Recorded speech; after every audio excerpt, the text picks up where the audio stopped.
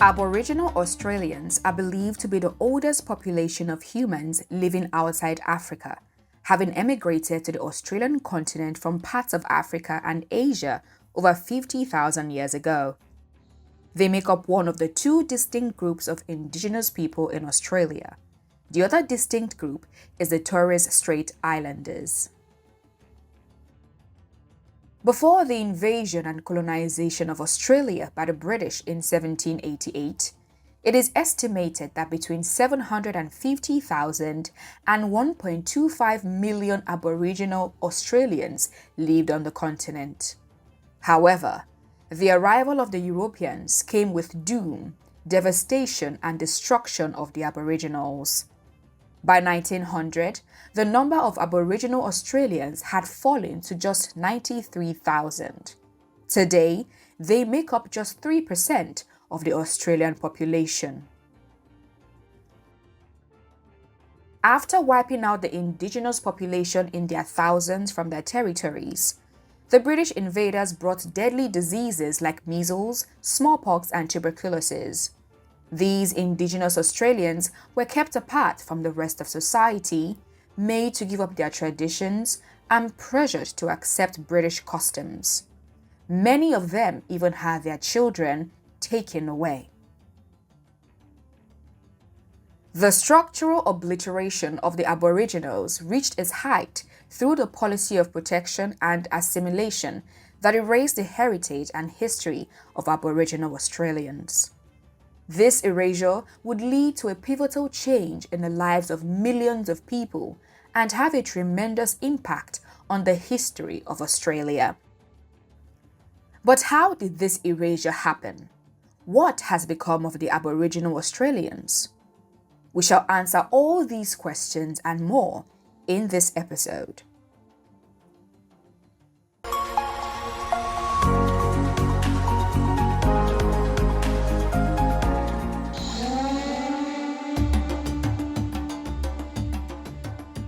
Long before the emergence of the Europeans in the Australian continent, there were two distinct groups of Indigenous people of Australia, the Aboriginals and the Torres Strait Islanders. The Aboriginals inhabited the mainland and many offshore islands, while the Torres Strait Islanders came from the islands of Torres Strait, modern-day Queensland, Australia. While some scholars argue that the Aboriginals migrated from Asia, others posit that earlier migrants came from Africa. According to a 2017 genetic study of the genomes of 111 Aboriginal Australians, it was revealed that the present-day Aboriginal Australians are all related to a common ancestor who emerged on the mainland about 50,000 years ago. This is consistent with the claims of scholars who posit that the Aboriginals migrated from Asia. Another theory suggests that the early Aboriginal migrants emerged from Africa and arrived sooner on the continent as early as about 70,000 years ago, thereby making Aboriginal Australians the oldest population of humans living outside of Africa. The continent was home to about 200 to 250 languages and over 500 tribes. This engendered linguistic and cultural diversity as most Aboriginals were multilingual. The Aboriginals had a lifestyle that was based on total kinship with the natural environment. This is often referred to as the dreaming. As hunters and gatherers, several of their acts, such as killing animals for food or building a shelter, were steeped in ritual and spirituality. The Aboriginals were self-sufficient and harmonious. They led a very rich and highly spiritual life. This was largely due to the abundance of resources and a large amount of leisure time available to them. The arrival of the Europeans to the continent in 1788 would, however, bring about a horrendous change to the culture of the people and forever signal a trademark in the history of the Aboriginal Australians.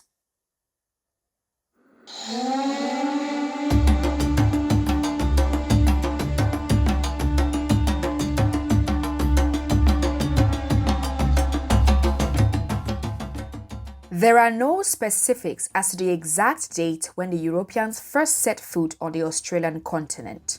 However, an exploration of the continent had taken place long before that time. At the beginning of the 16th century, Portuguese and Dutch ships explored the west coast of Australia. It was not until 1688 that it was officially recorded that English buccaneer and scientific observer William Dampier critically observed the Aboriginals for the first time. Subsequently, English explorer and ship captain Lieutenant James Cook would become known as the official explorer of Australia.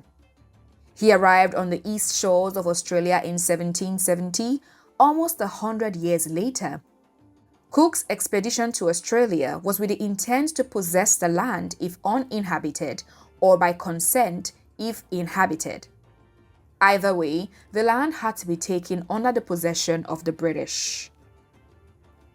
The explorers recognized almost immediately the commercial potential of the land, especially as a source of commodities like timber or flax. Hence, upon arrival, Cook declared the land, which he called New South Wales, to be the property of Britain's King George III. He ignored vehemently the obvious fact that the land was already populated. Cook declared the land terra nullius, meaning that the continent was a waste and unoccupied. This declaration was largely due to Cook's failure to even attempt to gain the consent of the indigenous people. The Aboriginals put up a fight as they refused to give up their lands. This led to a violent conflict between the Aboriginals and the British settlers, in which up to 20,000 indigenous people lost their lives.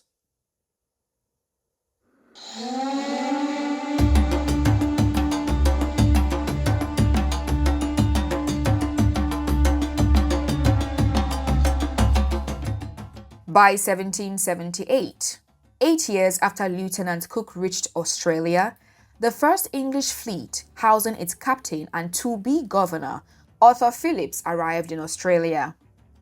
Captain Phillips' mission was to establish a penal colony and take absolute control of Australia for settlement.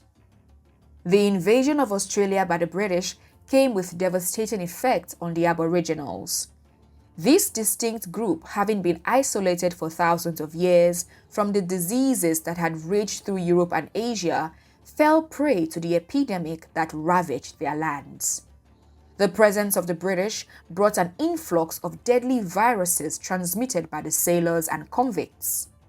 Diseases such as smallpox, syphilis, and influenza dealt a huge blow to the Aboriginal community.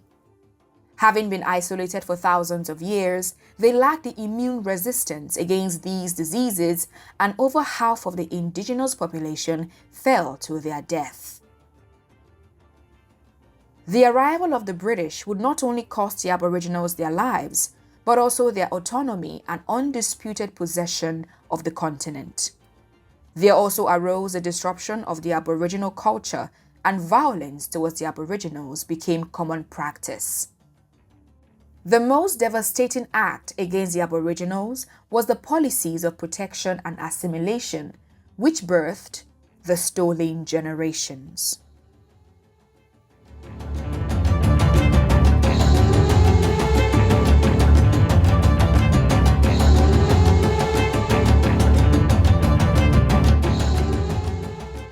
The devastating effects of the presence of the British transcended the destruction of lives to the complete possession of lands owned by the Aboriginals.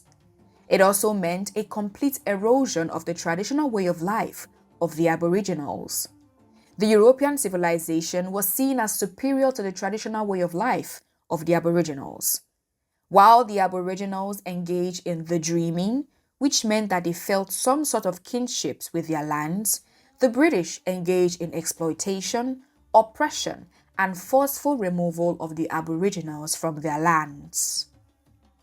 The clash of cultures led to a constant eruption of violence between both groups, the British invaders and the Aboriginals. Owing to the violence and cruel treatment suffered by the Aboriginals, policies were put in place to protect, quote and unquote, the indigenous sect. The official Aboriginal policy was constituted in the first Aboriginal Protection Act in 1869. This act, which was passed to protect the Aborigines, however, regulated and controlled their lives in terms of the place of residence, their employment, marriage, and even social lives. The Act also established the agency called the Board of Protection of Aborigines. Nevertheless, the policy failed to protect the indigenous people. The second policy put in place was the policy of assimilation, often referred to the Half-Caste Act. By the last quarter of the 19th century, the Aboriginal Australians were considered a dying race, and their culture was defined as weak in comparison to the British way of life. However, the reverse was the case towards the end of the century. The Aboriginals were not dying as expected, and there also arose another problem called the half-caste problem. Owing to the spread of the British across the Australian continent, their men started having sexual relationships with the Aboriginal women. The consequence of this contact was the birth of children of mixed blood. The population of these children soon increased, and this agitated the British Australians. It would become known as the half-caste problem. This problem constituted a major concern for the British, as they believed that the descendants of a dying race might continue to haunt a white Australia for generations. A solution was needed, and a fast one at that.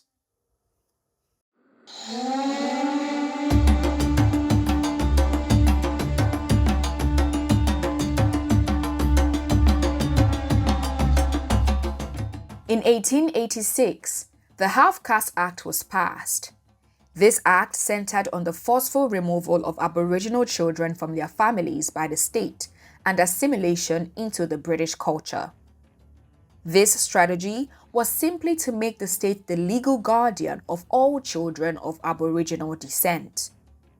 The belief behind this strategy was that the children had not learnt the traditional way of life of the Aboriginals. Hence, forceful removal of the children meant rescuing them from the traditional, weak, and inferior culture of the Aboriginal Australians. The children who were forcefully removed were below the age of 4.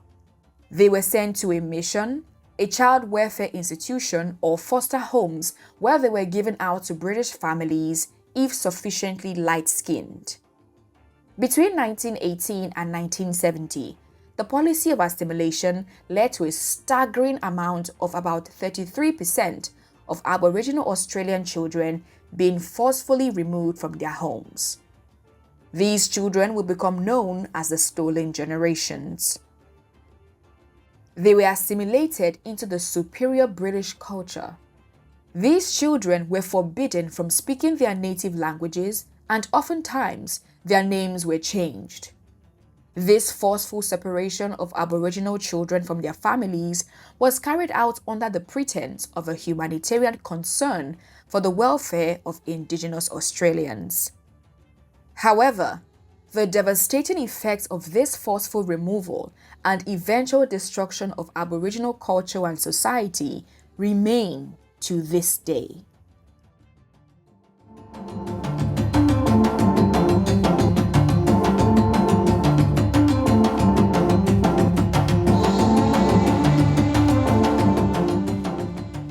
The Australian Constitution, which came into effect on January 1st, 1901, established the Commonwealth of Australia. At the time, there were only 2 parts that referred to the Indigenous people of Australia. In the first part, the Constitution gave power to make laws with respect to people of any race other than the Aboriginals in any state. In addition, Aboriginal natives were not counted in reckoning with the numbers of people of the Commonwealth. The implication of this is that Aboriginal and Torres Strait Islander people were not recognized as part of the Australian population. Over time, the Indigenous people of Australia would protest the injustice meted out to them. Protest events such as the Warburton Rangers controversy in 1957, the Yirrkala Bark petitions in 1963, the 1965 Freedom Ride, and the 1966 Wave Hill Walk-Off are significant ones that the Indigenous people initiated. These protests would lead to the 1967 referendum.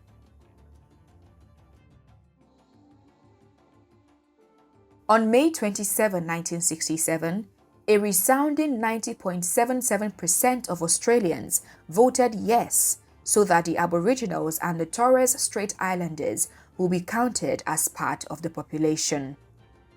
The referendum is significant in that the constitution was rigged and changes were barely accepted. Hence, this victory led to a concrete belief in the Indigenous people and their fight for the stolen generations.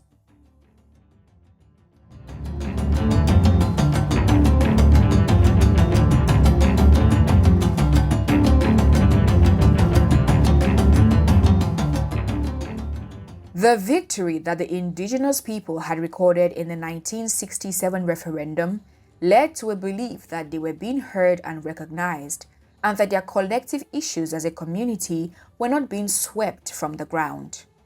As a result, a cry of concern for the recovery of the stolen generation numbers and their families became a huge deal amongst the Indigenous communities. Several years after the victory of the referendum, the Australian government in 1995 set up the Human Rights and Equal Opportunity Commission to carry out the national inquiry into the separation of Aboriginal and Torres Strait Islander children from their families. While the nature of the practice, that is, the forceful removal of children from their families, was widespread, mainstream recognition of the experience had only been relatively recent. On May 26, 1997, 2 years after the commission was set up, the Bringing Them Home report was tabled to the Parliament. The report documented extensively the experiences of stolen generation members and the ills of the practice of assimilation. The report also highlighted the many issues the Indigenous communities faced. According to the report, it was estimated that between 1 in 10, possibly as many as 1 in 3 Indigenous children were removed from their families and communities between 1910 and the 1970s.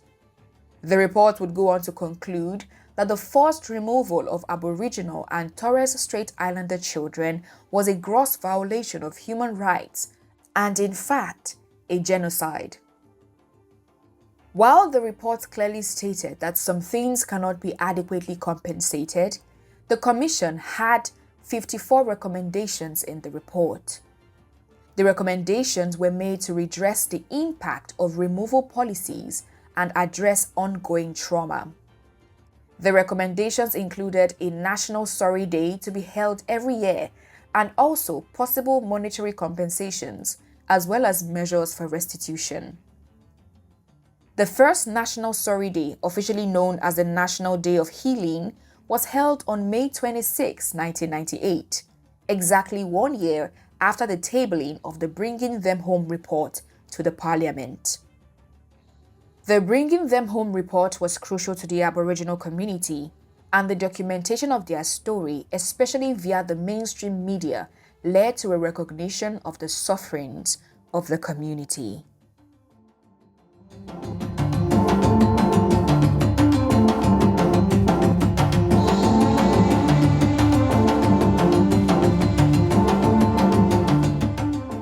After the 1997 Bringing Them Home report, it would take the Australian government another decade to officially apologise to the stolen generations. The formal apology was offered by Prime Minister Kevin Rudd on February 13, 2008 at the Australian Parliament Home. The apology would serve as a milestone step towards reconciliation between Indigenous and non-Indigenous Australians. Also, it served as a major way of making real the experiences of the stolen generations.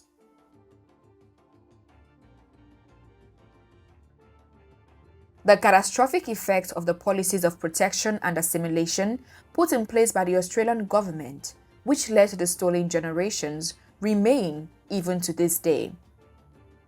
Despite the national apology offered in 2008, only about 3% of Australia's population has Aboriginal heritage.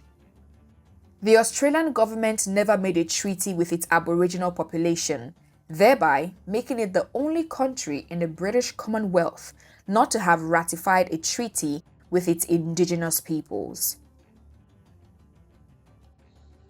Today, Aboriginal Australians constitute only a tiny part of Australia, and the struggle to retain their ancient beliefs and culture continues.